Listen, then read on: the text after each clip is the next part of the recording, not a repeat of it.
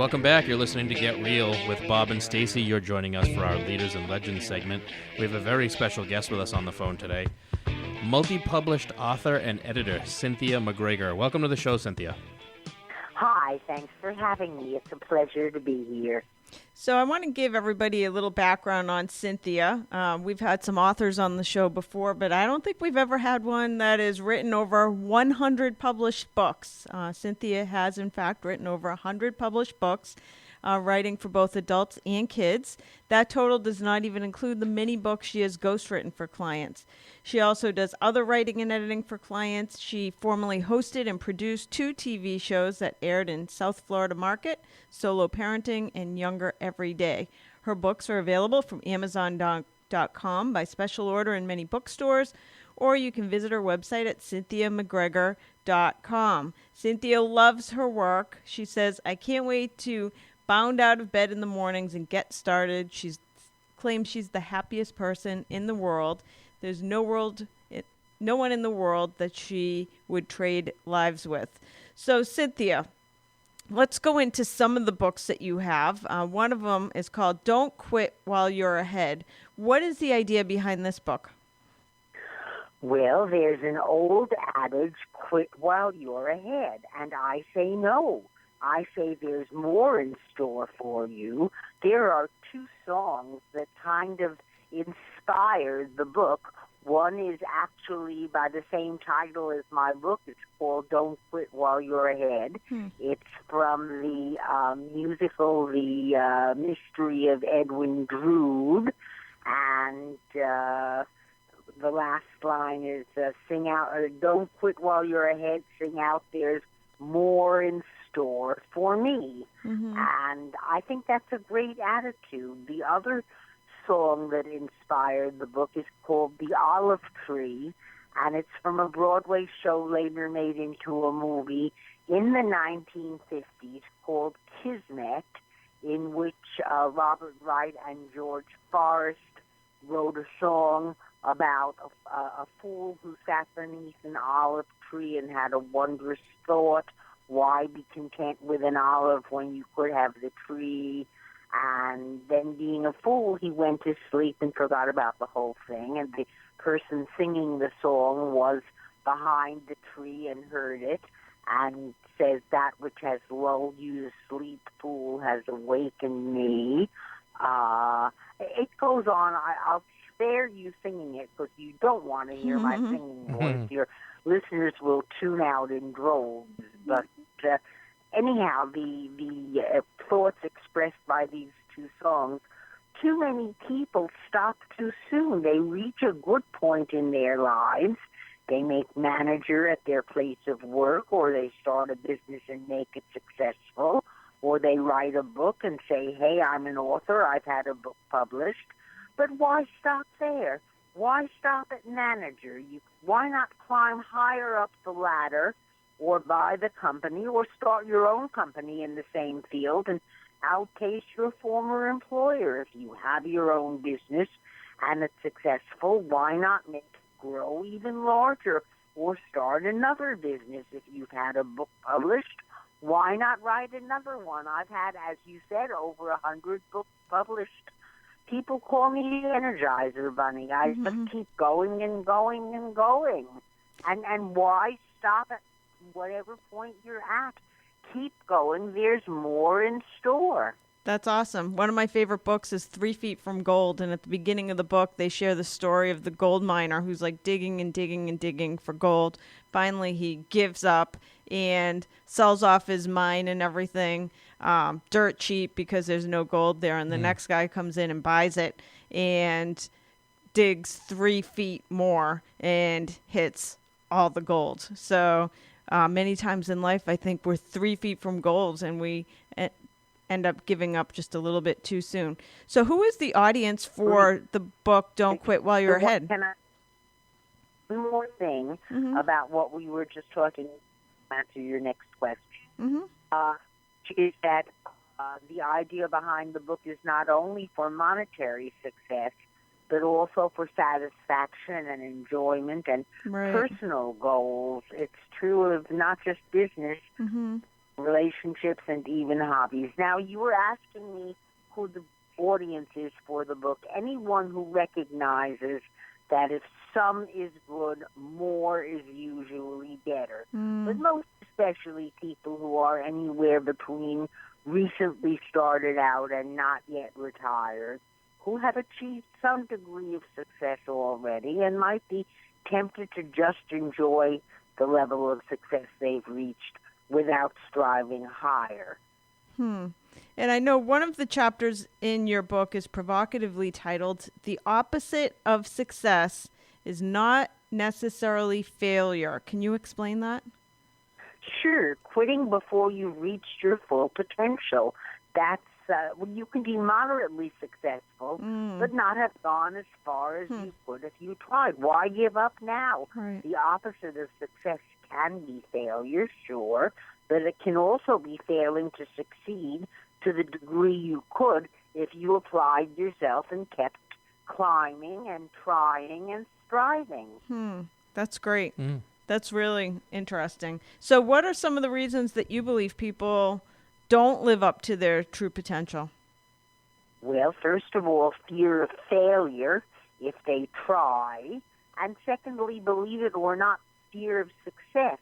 Because people are afraid of success for a variety of reasons, including but not limited to losing friends if they succeed and having their lifestyle changed. Change is scary to many people. And people are just afraid of what will happen if they succeed. Another reason for people not living up to their potential is plain old garden variety laziness. Then there's lack of belief in their self-worth. And also there are some people who are stymied by religious beliefs that they think make riches to be scorned and striving to be looked down on. I happen to subscribe to the New Thought branch of religion, and we believe in success. We believe in trying. We believe in going as high as you can.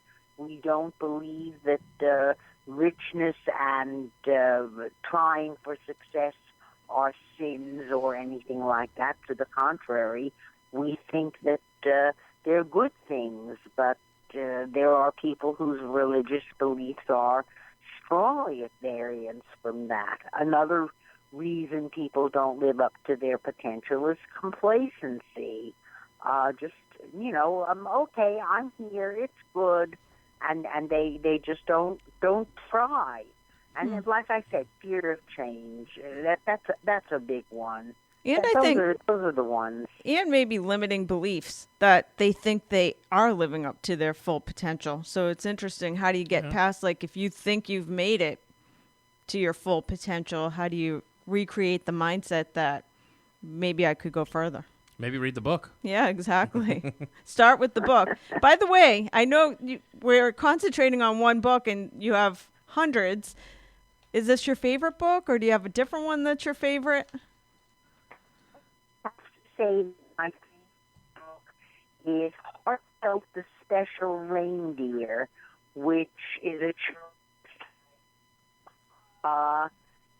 it just came out last fall. Okay. And because I write both for adults and for kids, and while I write primarily nonfiction for adults, I write both fiction and nonfiction for kids. Heartfelt the Special Reindeer is the story of a reindeer who's special in two different ways. First of all, she has a special power, an ability to read other people's hearts with her heart and know what their most heartfelt wish is.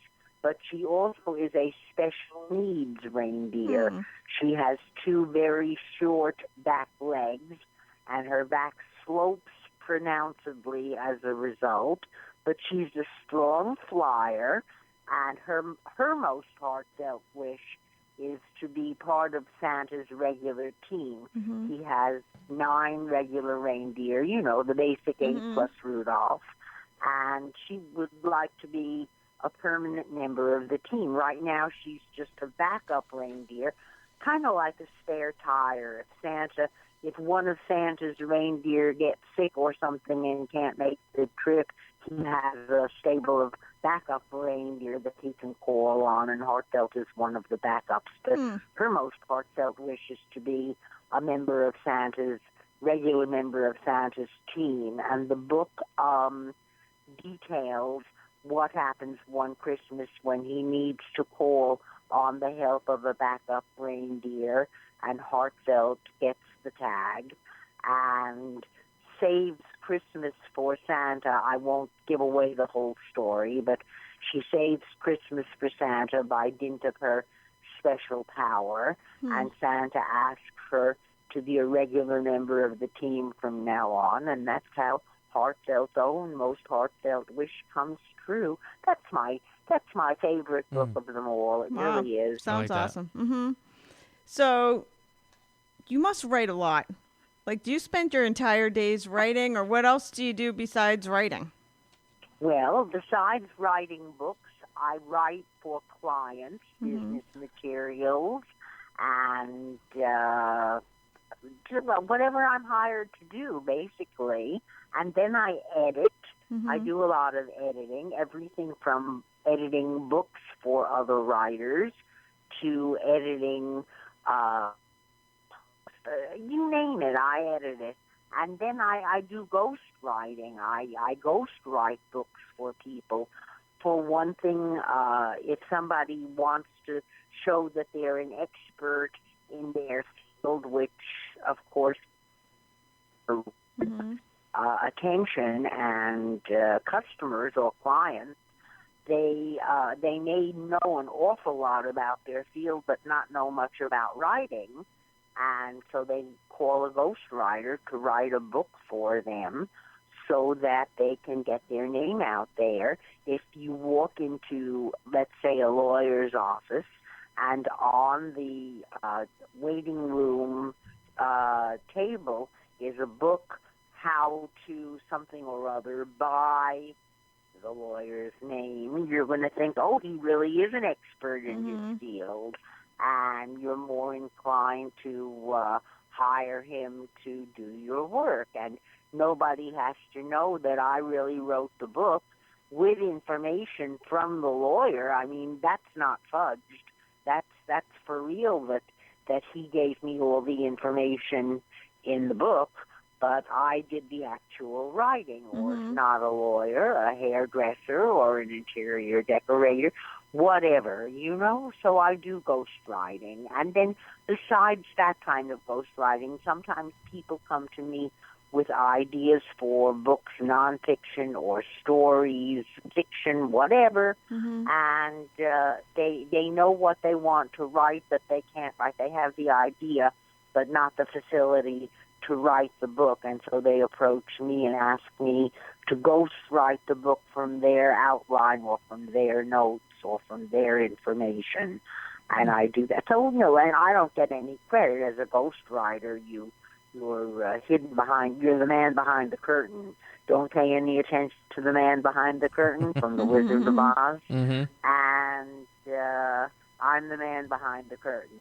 Do you mind sharing how much that would, like, roughly, for any of our people listening? We have a lot of, like, entrepreneurs, business people, real estate professionals. Do you mind giving, like, a range of what something like that would cost if somebody's listening and says, wow, I'd love to do have a book ghostwritten?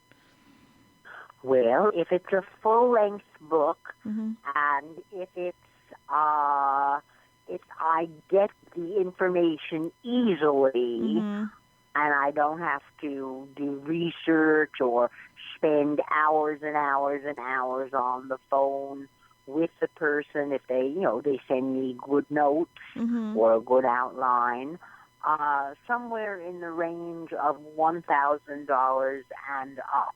Okay. And if it's a short book, the price goes down. If it's a long book or there's research involved or I have to spend an inordinate amount of time getting the information out of the client, the price goes up. Wow. That's great. And is that your background, or did you start in teaching? What is your background in writing? my background really is in writing and editing. That's I've been great. writing, spelled CAT, and I just have always been a writer. And in 1980, a publisher that I was writing for recognized my editorial abilities and said, how would you like to edit a magazine for me? And I did. That led another publisher to say, well, if she's good enough for Jackie, she's good enough for me, and he hired me away from her. I started editing for him, and I've been editing ever since. Right. Wow. Wow, that's awesome. So definitely. I guess I'm giving my age away by saying that happened in 1980. So you're at least. I'm past retirement age. I'll never retire. I love my work. I love what I do. I live for it, and I have no intention of ever retiring. Wow, that's awesome. Our time is almost up. Where is the best place for people to reach you? Well, they can reach me by phone at 561-963-5199, or they can reach me by email at CynthiaMacGregor.com. That's MacGregor, not Nick Gregor. It's M-A-C. Or they can reach me on Skype at Cyn, C-Y-N, dot MacGregor, MacGregor. Great. Thanks for joining us on the show. We really enjoyed talking to you, Cynthia. Thanks for having me. That's going to do it for this edition of Get Real with Bob and Stacey. Tune in again next weekend for more.